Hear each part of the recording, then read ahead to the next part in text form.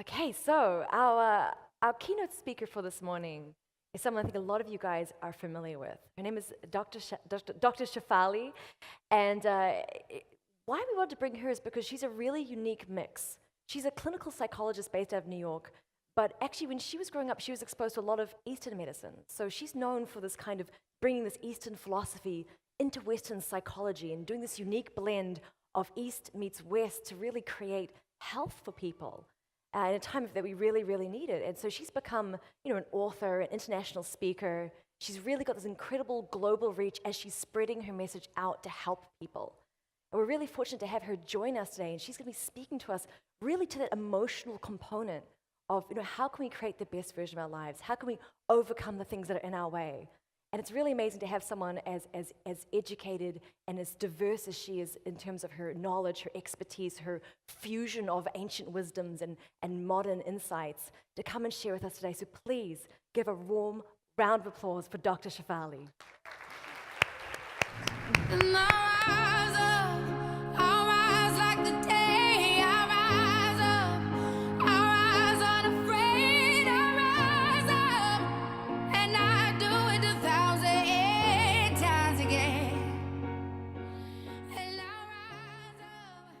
Everyone. Good morning. So as a clinical psychologist, I am privy to the inner psyche. It is my humble honor that I get to travel with people as they make their heroic journey from inauthenticity to authenticity. The sinister part of being a therapist, I will admit, is that you get to be a voyeur. And you get to learn from other people's mistakes and then get paid for that. And you get to see how not to be. And the perverse part often is that you get so entangled in your clients' lives that often you forget your own. And all of this has happened to me. But the most important, pivotal, crucial lesson, watching client after client, story after story unfold, is this: that each one of us, each one of you today comes yearning, seeking, asking, questing, wishing, craving for something that you know is greater than you, that has to be more powerful than what you're grappling with now. But you just don't know what it is. It's something so ineffable, so transient, so fleeting. You're looking everywhere. Maybe, as your parents told you, and you foolishly, naively believed, maybe it's somewhere on that list that they gave you. Maybe it's in the A grade. You tried that, or you didn't. Or maybe it is in the college degree. Or maybe it is in the tall, dark stranger who would become your husband, and then you tried number 2 and then 3. And then maybe it is in the Bentley or the Audi or the fancy zip code.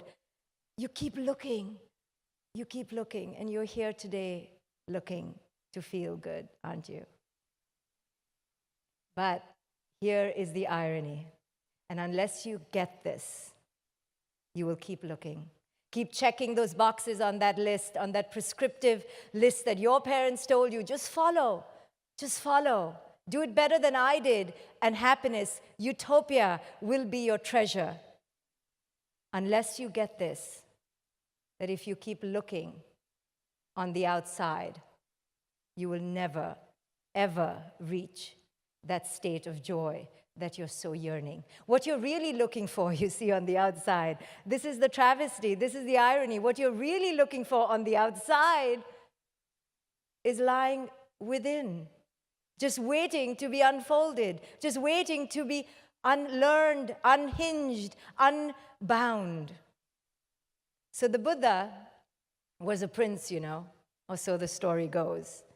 And the reason in the story he's a prince, so apropos, is because he had every material pleasure known to man. Every material pleasure that you and I sometimes get beguiled into thinking that if we had, then we would be. The Buddha had. He was in the trappings of every comfort, every complacent status quo. He was regaled as a hero. People genuflecting, bowing before him. He had everything that you and I think would make for an inner glory. Yet, one day he left the palace, and in that one day he saw disease, sickness, old age, and death. And he couldn't grapple with how this reality could coincide with his inner complacency, with the complacency within the palace walls. So he went looking, just like you and I go. He went looking, questing for, there's got to be some meaning here. There's got to be something greater here. What is it? All of us go on this soul's journey. You just don't realize, maybe. One may not realize that we are living this desire, this quest, this odyssey to find something, that thing. So he went looking and spent many years first starving himself, sometimes on a grain of rice. He tried every yogic posture, learned from all the gurus of ancient India, but still couldn't find. Kept looking. You and I may have done this in our life. We looked here, we looked there, this teacher, that guru, this class. You know, the self-help industry thrives on us looking and looking. I, as a therapist, thrive on that. Sometimes my friends tell me, don't give people the answer right away. Don't tell them where to look, otherwise you're going to run out of business. And I have, by the way, run out of business, because the greater purpose here is to help you find what you're looking for. So the Buddha, too, when looking, foraging for every technique and strategy, how? And all these books on the shelves that you buy, you pick them up and they say how to. And those are the books you buy. Give me the technique, give me the golden key. This is the way. When I published my book, they wanted me to put that on the title. How to raise the most perfect child. How to raise the most successful child. Because we know what you're looking for. You're looking for something. So the Buddha too, until one day, after many, many years of questing, he realized that this incessant foraging, this hungry, greedy craving was the problem. And then he just sat. He stopped. He became still. He paused. He said no more. And sat under the Bodhi tree and just kept sitting. And kept sitting and looking inward. He shut his eyes. He shut down any sort of distraction. No accoutrements, no adornments anymore. No more frills. No more techniques. No strategies. He suddenly realized that the answer he was looking for only could be discovered within, idiosyncratically, uniquely, in complete lonely solitude within. And he undertook the ardor, the vigor, and the discipline, which is what we all miss. We just want the answer. We don't want to pay the price for the prize that the Buddha found at the end of his journey. And the prize that he found at the end of his journey was the liberation from his inauthentic self. What he found was freedom from the prescriptions culture places on us. What he found was the escape from his ever-craving ego. This is what he found. And this is what he gave to the world. Look within. There is no Buddha on the outside, as the popular Buddhist saying goes, because there is nothing on the outside that can fill the inner void. So when client after client comes to me, looking, give me, and I just don't, then they're left with the intolerable truth that unless they look within, nothing will be given to them. Because the essential relationship you are all seeking, mistake it not, the essential, crucial, pivotal relationship you are seeking is only with your inner being. There is no relationship on the outside. Like there's no Buddha on the outside. There is no enemy on the outside. There is no lover on the outside. There is no salvation on the outside. This is the truth. So as you come here to this summit looking to feel good, if you're looking to feel good, you will never feel good because there's nothing to look for. This is the perverse simplicity of our life, the irony of it all.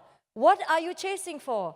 There's nothing to be found. The ineffable, inestimable, emotional, spiritual DNA that you are grasping for is waiting. It's just been tethered. It's been covered with debris, with contaminants from the parents we encountered and the culture we met. You see, we came, not perfect, not ever wise, not all-knowing, omniscient. No, we didn't come like that. But we came closest to who we were meant to be. We were born this way. We were born with an original, authentic DNA. We came ready to be that.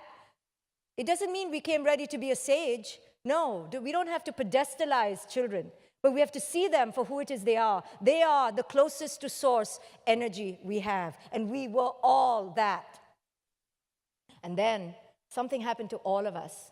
All of us were tragically massacred from that authentic truth, that readiness, that willingness, that curiosity to discover who am I going to be in this incarnation by the adults around us. But we can't really blame them. I mean, just a little. Because they were massacred, you see. They were severed from their authentic truth. So generation after generation plagues the other.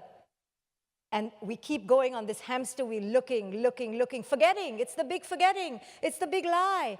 I've done this to my daughter. I handed her the prescription too. You should. You should. You can't. Don't be you. You must belong. You must fit in. You must be of perfection. So with these mythologies that we feed our children, what do you expect? But a room full of us here looking, seeking, searching. But at least you're in the right place. So this is the tragedy, you see, because we are beginning and living and continuing our lives from the wrong place. We begin from the wrong place. If we understood that we are a soul or an essence or whatever ineffable word you want to give to the spirit, whatever you want to call it, that essence, that energy is here to undertake and partake in an adventure of discovery, of memory, of remembering, of being loyal to who it originally is. It is the hero's journey. And in every hero's journey, there is a departure. This is the tragedy. We came full, we came worthy, we came complete, only to be incomplete, to then re-find it. Now, don't ask why, but this is just the way it is. Because if we did it differently, then we would hold on to the jewels. But in order for that to happen, we would have to be raised by conscious parents. And that I still have to meet.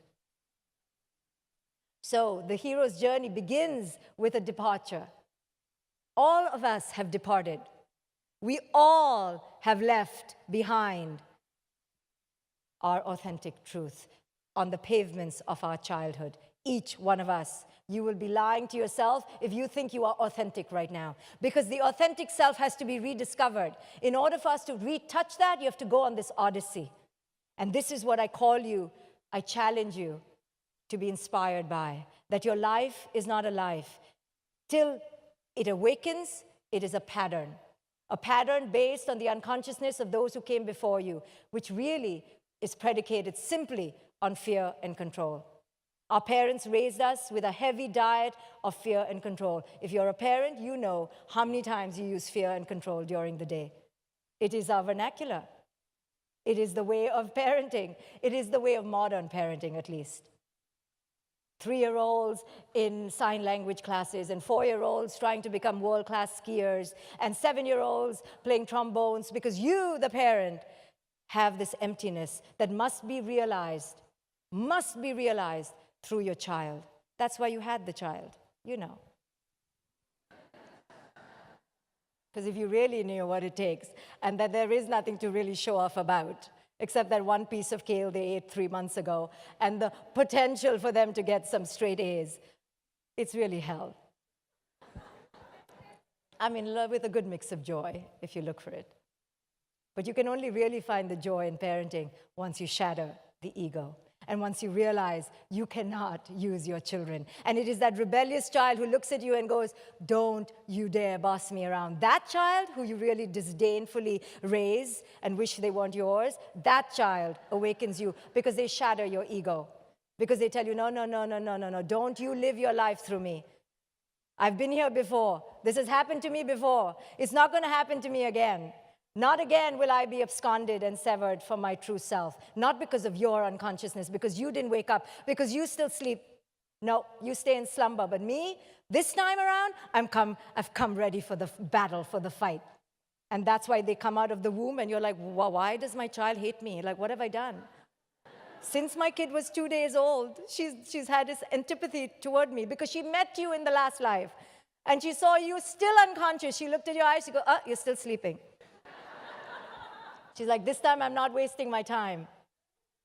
One day when I was preaching and sermonizing with righteousness, we parents are so good at that, to my daughter, she said to me when she was around 12 years old, she said, first she was listening or feigning it, but children make the grave mistake of feigning to listen because that just fuels the parents' indignation and righteousness. And I was like, wow, she's listening to me. So instead of stopping and realizing the child may have learned the lesson, you go even on higher load, right? You'd like load it onto them even higher. So I was going on and on, robotic, thinking that my wisdom was reaching my child's heart, thinking that she would suddenly realize that her life is about service and compassion and volunteerism, and not the material world and ways she was going.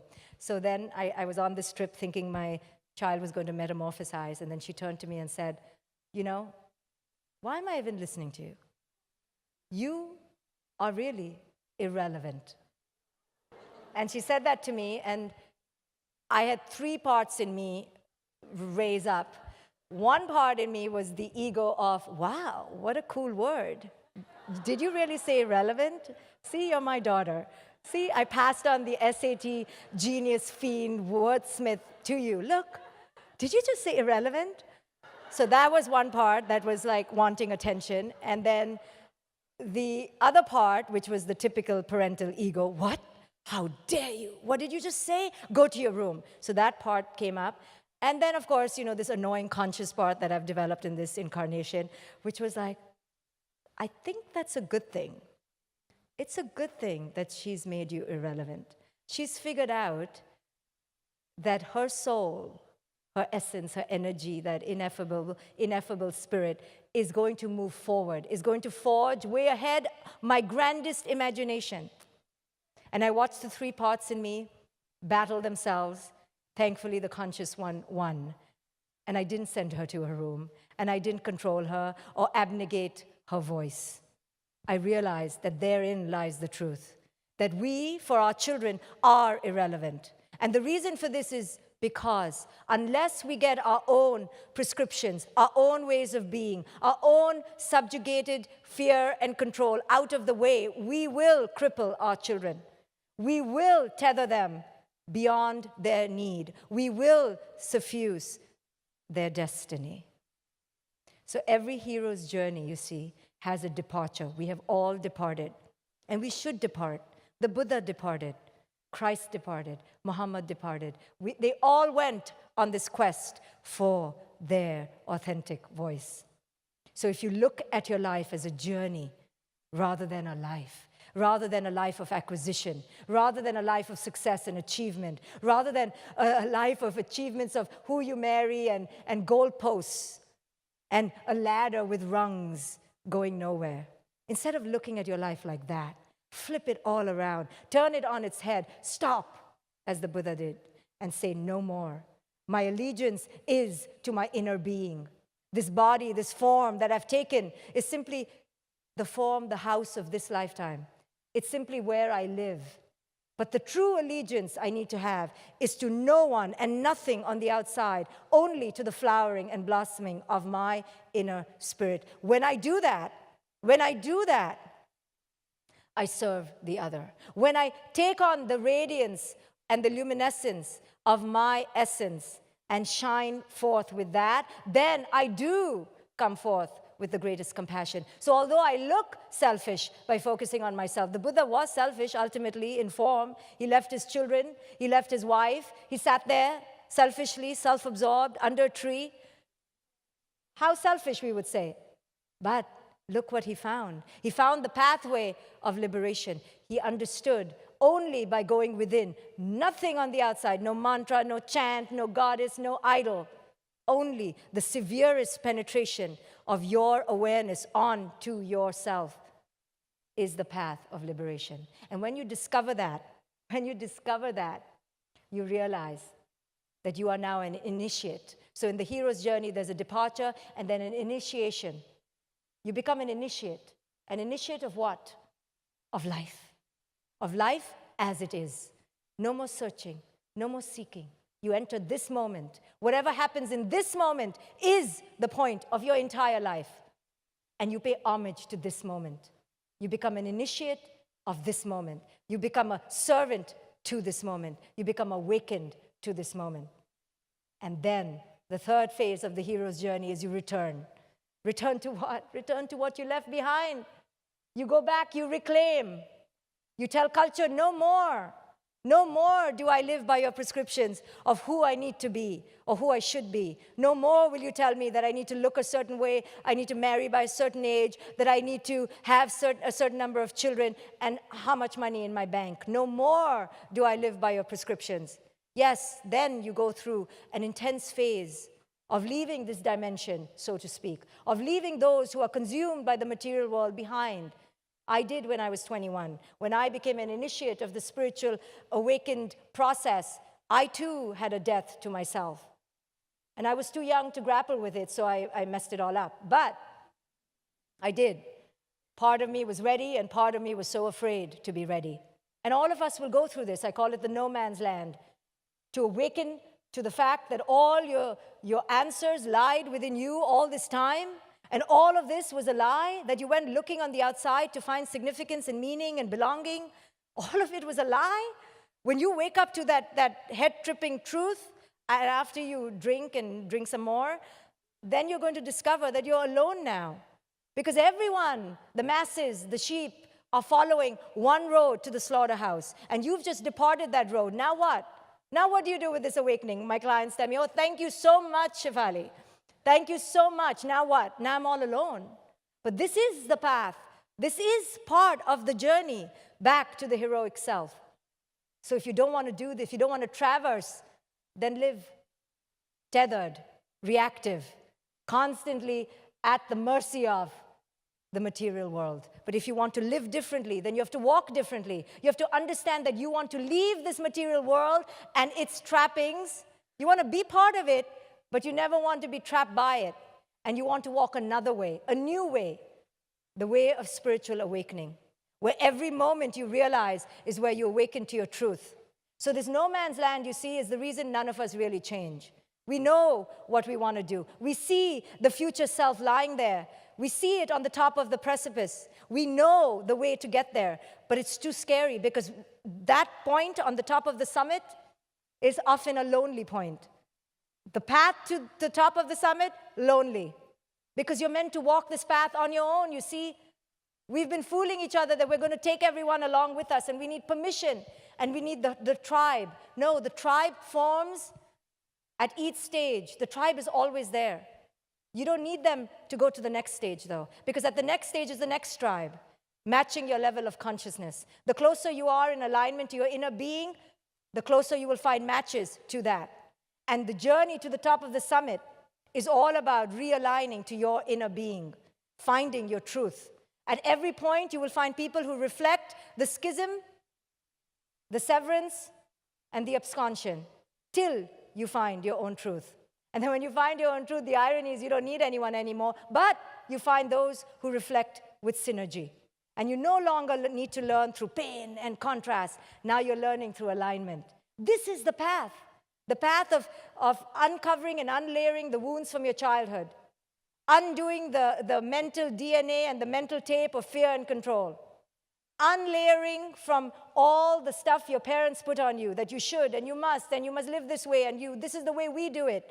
All the false ways that took you away from your truth. This is the first step. Then you go looking, and then you return. And on the way, you will change many tribes. You will leave many people behind, because in each dimension are different people that come into alignment with where you are on your journey toward finding your truth. The closer you get to your truth, the closer will be people who reflect that. The more schismed you are, the more severed, you will find graciously people reflecting that. This is the beauty of those around us. They're so beautiful. They reflect exactly where you are. We don't like them because we don't like ourselves yet. So the job is not to leave them. The job is to leave the schism that's within you. The job is not to divorce the husband. Okay, divorce the husband. The job is to mend the divorce within you. There's nothing happening on the outside. All is happening in the inner tapestry. The entire movie that you've written for your life is written by you. You're the scriptwriter, you're the producer, you're the movie maker. Now take charge. Take that wheel in your hands. Don't let the car be driven willy-nilly by some cultural dictate. Culture runs on fear and control. Know this clearly. It is not here for your best interest. It doesn't care about the individual rising of the unique soul. No, because then there would be mass anarchy, it tells you. That's why we don't let our children run their own business, because there'll be mass anarchy in our home. We have been dictated to by fear and control. You see, we've bought into the paradigm. So it's time to shift the paradigm. You have to shift the paradigm. You have to use this incarnation to go, I am going to be a shifter of the paradigm. I'm not doing it mainstream, but you have to be a maverick. And that's why you're here, because you are a maverick. I know it. I feel it. Others, you wouldn't have come to this summit, because you know that it's your right to feel good.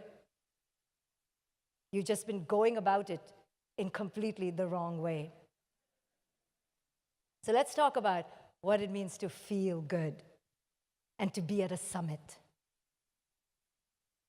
You see, you're always feeling, and you're always feeling good. It's the value you place on your experience that makes you believe in a deluded way that some experiences are bad and some are better and some are worse. And you rate them on this chart. All of it is a lie. There is no qualitative good or bad. One of the first spiritual lessons I learned when I first started meditating in my early 20s is that there is no good and bad. There is none. It's a judgment you place on your experience. But who places that judgment? You. How did you learn to place that judgment? From culture. How did culture learn? From fear and control. So ultimately, you're tethered noose-like by your neck to fear and control. You're not living your life. You're living a pattern of fear and control. There is no good. There is no bad. When you realize that, you do feel good. But that means you have to undertake a process of divesting from judgment. Understanding there is no way for you to know what is ultimately good for your soul. So therefore, even the most painful experience, in fact, it is only really the most painful experience that will take you closer to your soul. You know, we humans are suckers for pain. We are. Ask any therapist. We're suckers for pain because pain is what we learned in our early childhood. We didn't come this way. We came ready to experience all of life unqualitatively, non-judgmentally. Watch a child and you will learn the wisdom of life. That's why I teach conscious parenting, not because I so love children, but because they are closest to living authentically in the nature's way of the natural path of wisdom. They're not seeking something. They cry and they move on. They laugh and they move on. They don't cling and grasp and crave for a particular kind of high. They're not looking to feel good. They understand that the feeling of goodness is their sovereign birthright. It's yours. You already are feeling good. You've just masked it. You've run away from it. You've pretended like you don't know. You need the answer from the outside. Every one of you has the blueprint within you. It's up to you to awaken to it. You know, people mistake emotions, which means to emote, which means to cry, which means to scream, to have anger, reactions, with the feeling. And I explain in my books that there's a vast difference between an emotion and a feeling. An emotion is a feeling that hasn't been felt. An emotion is a reaction. An emotion is something that is triggered within you, that is out of your control, that it comes out of your body and is projected onto something else in the desire for something to change on the outside. That's why we emote. But when you learn the art of feeling, so if you're at the Feel Good Summit, learn that your primary task this weekend is to learn how to feel. When you learn how to feel, the feeling just feels you. There's nothing to be done. You're just in the moment, allowing the feeling to rise and fall. There's nothing to be done with the feeling. Don't run away to look for another feeling. Observe the feeling. Let the feeling just be felt. Now that is feeling. So feel this weekend. Feel the feelings. Allow them to feel you. Nothing more, nothing less. The good is already here, if you want to call it good. I like to call it the goodness that comes from the understanding that every experience of presence and aliveness is good. So you can sprain your ankle today. There could be thunderstorms for the rest of the weekend. The roof could fall down. You could lose your phone. You could get really bad news from home. But if you understand that you are here to live out the soul's journey, you will understand that that moment needs to be welcomed. Don't resist it. Go, I have to feel this. And there is no good and bad. And the true goodness comes from honoring that whatever is coming up in this moment is as it's meant to be. So I need to enter the moment, not run away from it. There is no qualitative judgment on this experience. When you can do that, when you can stop resisting and enter the present moment as it is, as it is, as it is, your life will begin moving. And you will start moving to the top of that mountain where your authenticity lies waiting. The summit, just look at the word summit, S-U-M-M-I-T. There's a U and an I separated by two M's, which could be metaphoric mountains.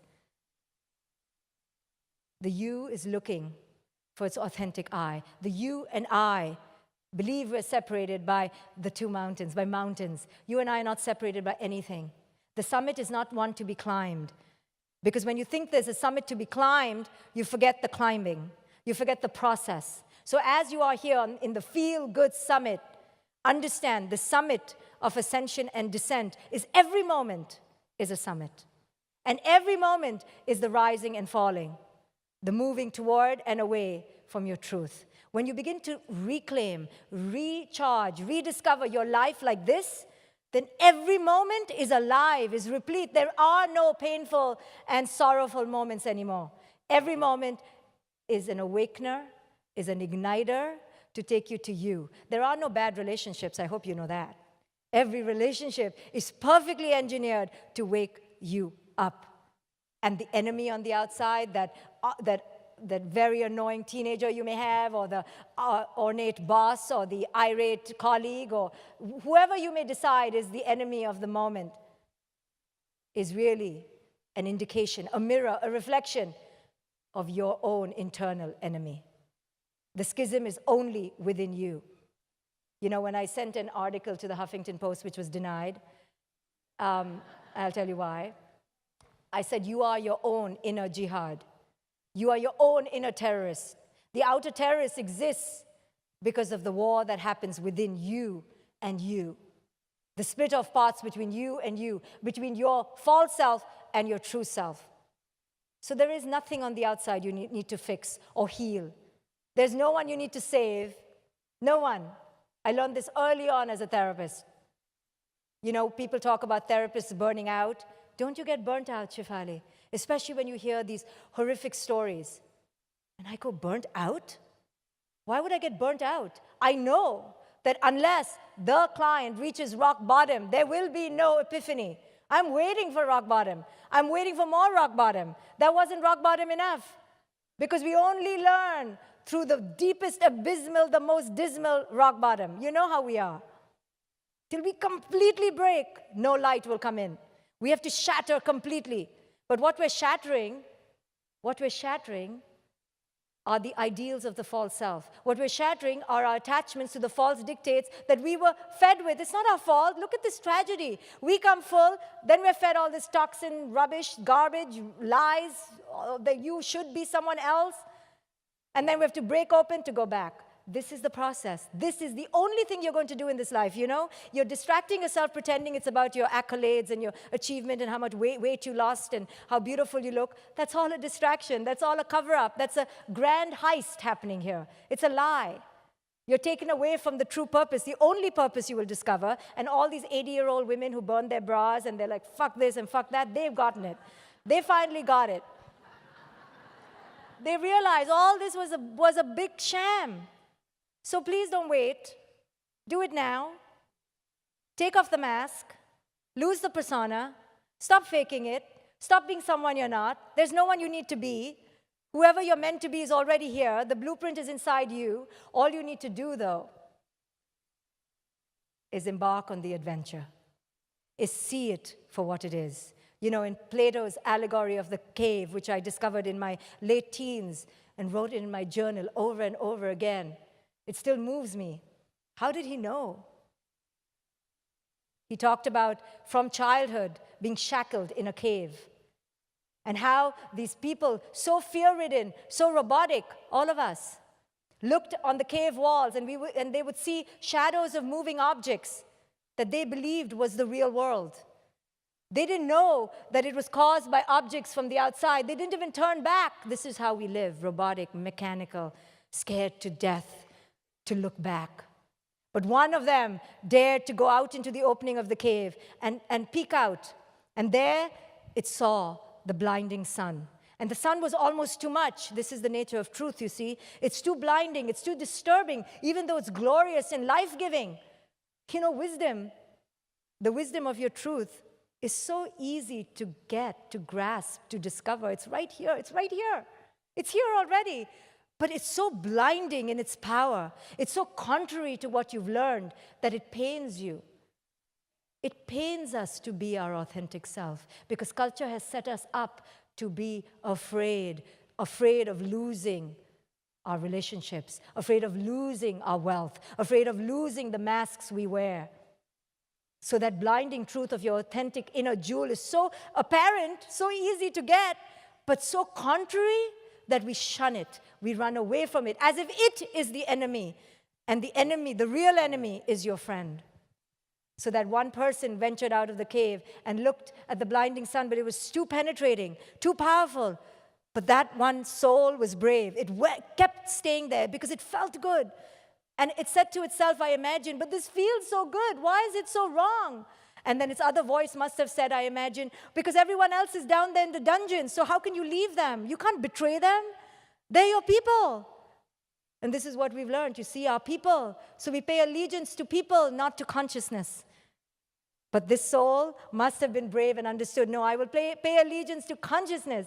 I will stay close to the sun. And so he stayed out there for a while, and it felt so good. And then he came rushing back into the cave, and he wanted to tell everyone, do you know what I just saw?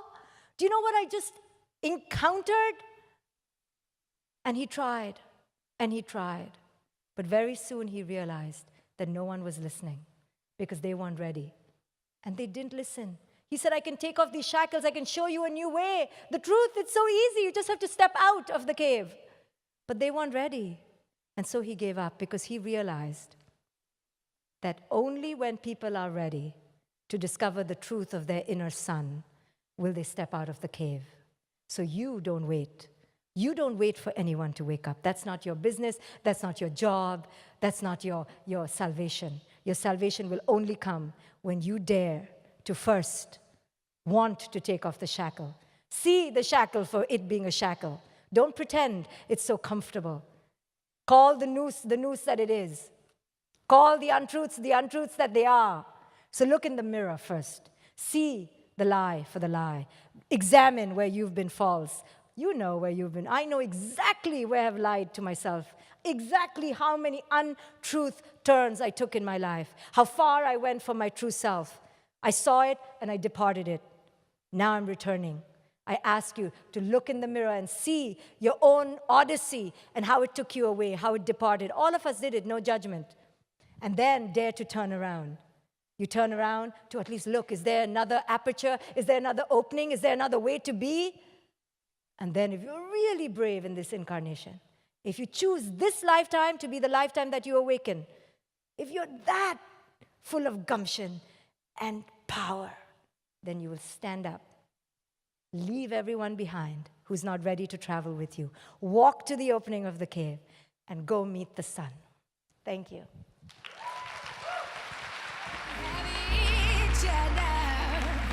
And for that we have